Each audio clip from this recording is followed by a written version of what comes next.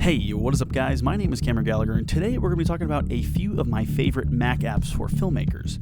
Now, I'm not sponsored by any of these companies by any means. I just wanted to showcase some of these and sort of how I use them and why I like them. And I think these are some pretty handy ones that a couple of them don't get covered as much as you'd expect. So I thought I'd kind of, shine a little light on there. So the first one, I have them all kind of right here. The first one we're going to talk about is this little guy right here called Squash. Now, this is a part of SetApp. So to be honest with you, I don't know if you have to pay for this or not. Again, I'm also not sponsored by SetApp, but I will say SetApp has been really, really handy because they have a bunch of like paid apps in there and stuff. I use a ton of them anyway, so I was like, you know what, I might as well pay for it. But Squash is really neat because this is more photography focused, but what you can do is basically drop a photo in. So I have a photo of these kids at this convention that I was using for a project, and I have to put them in, let's say I want to compress this, right? So let's do get info. So it's 8 megabytes. Now, I would not need to usually compress this photo. So you know what? Let's go to a bigger one. Let's go to like a really big one. So I have some wedding photos here that are huge. So these are pretty big, and I'll show you what I mean. So this is a 67 megabyte photo. This is not something you can obviously post online. You can't really do a whole lot of stuff with it. It's very difficult. So what I can do is we're going to drop it in Squash here, and it just does its thing, and it squashes this file into a more compressed version. Boom, saved me 37 megabytes.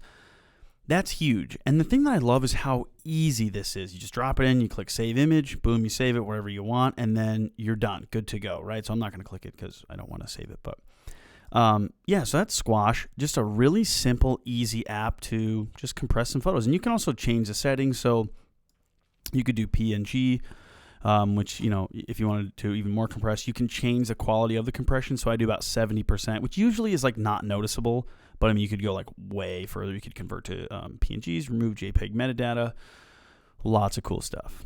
So yeah, Squash. That's on, again, I'm using SetApp, but I think you can download anywhere really. Next up, let's talk all about Hedge. This is one of my all-time favorites and something I use every single day. And I'm going to be honest, oh man, I can't say highly enough about this. Now, this is not cheap. Hedge is a fully paid piece of software. I guess don't think of it as an app. But basically, Hedge is a checksum, they call it, copier. So I did a whole video on this before, but basically what it is you can insert like an SD card or something. So I'm going to take an SD card that I have right now, and I'm going to plug it in without bumping my microphone, hopefully. Oh, there we go. Okay. So it is now going to load up the SD card, and let's say I wanted to, wherever I want to put it, I can put it here, literally wherever I want. And what's going to happen is, if this thing works correctly, it is going to show up here in the media. Now, I'm actually going to exit out and restart it, because sometimes if you got it, it doesn't show up. There it is. So, so in case, that's a good thing to talk about. In case it doesn't show up, just exit out quick and reopen it. Usually it does, but some SD cards, for whatever reason, don't, but CFast 2.0 usually pop right up. And when you pick your bin, you can have things called presets. So these are like preset positions, and then you start transferring. And you can also get notifications to your phone. And basically this bit for bit makes sure that the transfer has been transferred properly. Now the cool thing is there's a ton of other organizational things like disks. You can actually organize where they go by ignoring folders and all this kind of stuff. And then transfers, you can also talk about what the transfers are. I mean, there's so much stuff you can do with Hedge that honestly it's pretty incredible. So this is like one of the most you must go get pieces of software by far. So that is Hedge. So I want to talk about now this one over here, and this is more of a screenwriting, but this is actually a screenwriting software called Highland 2. Now this is made by John August, who is the screenwriter. He wrote like Big Fish and a bunch of other stuff. He has a podcast too, which is great. But Highland 2 is by far my favorite script writing piece of software because a lot of reasons. So mainly, again, there is a paid version of this. There's also a free version. I'm in the paid version, but I mean, you can write anything, novels. I mean, literally just plain text. Like could, in theory, I don't want to say exactly, replace some type of word processing, especially if you use like Markdown and stuff like that. A lot of cool stuff in there. themes, so you can change the color, that kind of stuff. But what I think is more fun is things like revision mode, where you can see what was revised. Also the sprint mode. So this is, you can turn it on for however many minutes, click sprint, and then you can start writing, and it's part of a session. You can set goals over here. You can have files and extra text and notes, and then I can have scenes that I pulled out, and I can bring them in and out and drag them in and out, as well as just a scene overview. I can search scenes, and it's just a great writing tool. Of course, it formats everything in screenplay, and then, of course, you just have your script here. So this thing is seriously the best way to write. I do like Slugline as well, so I'll give that a little bit of a plug. But I don't know, just something about Highland 2 just feels a lot better, and I just prefer it. So I would say go for Highland 2. So we're going to get rid of Highland 2. The next one I want to talk about is called Disc Drill. Now, this is also on Setapp. Again, you can buy this separate. I don't know exactly how much this thing costs because I just have it within Setapp, so it is what it is. This thing is a lifesaver. Basically, this is a way to restore deleted files.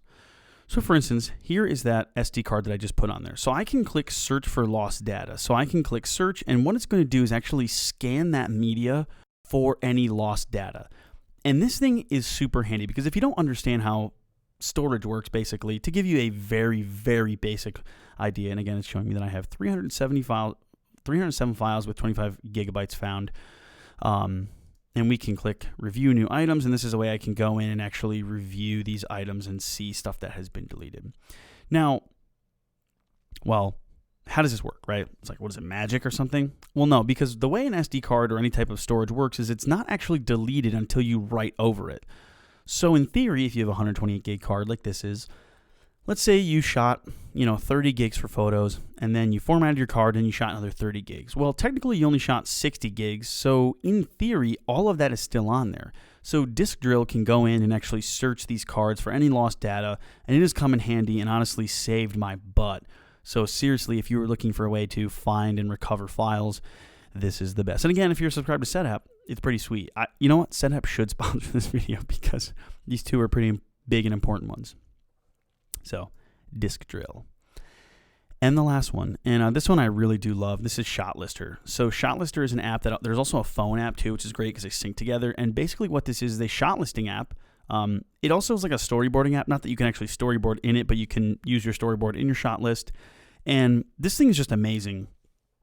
It has so many cool features. So you can, of course, talk about, the scenes. Like right now we're in the scene header and we have we can do things like 24-hour time, episodes, detailed scene headers, whatever you want to do. You can crew sync, so you can add crew members and email sync. So as you change things, it updates. And then each scene has all of its own shots right inside. So this is actually where you can show the shots and you can see the shot number, the setup, the camera, you can have different parameters, all this kind of stuff, user notes, different things like that.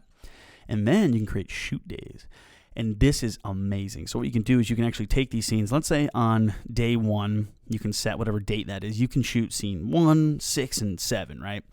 So you put 1, 6, and 7 on shoot day 1, and basically it has all of these shots as a checklist that you can then go through, set how much time it's going to take in between shots for the setups.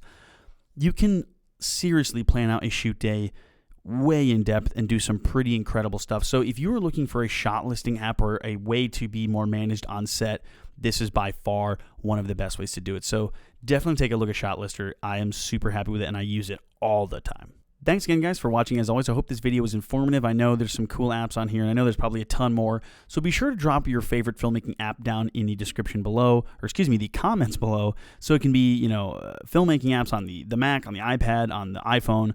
I'd love to know more because I'd love to do some more videos. There is a couple iPhone ones I want to talk about soon, but I want to hear from you guys. So anyway, guys, thanks for watching. As always, be sure to like, comment, subscribe, and I'll catch you guys later.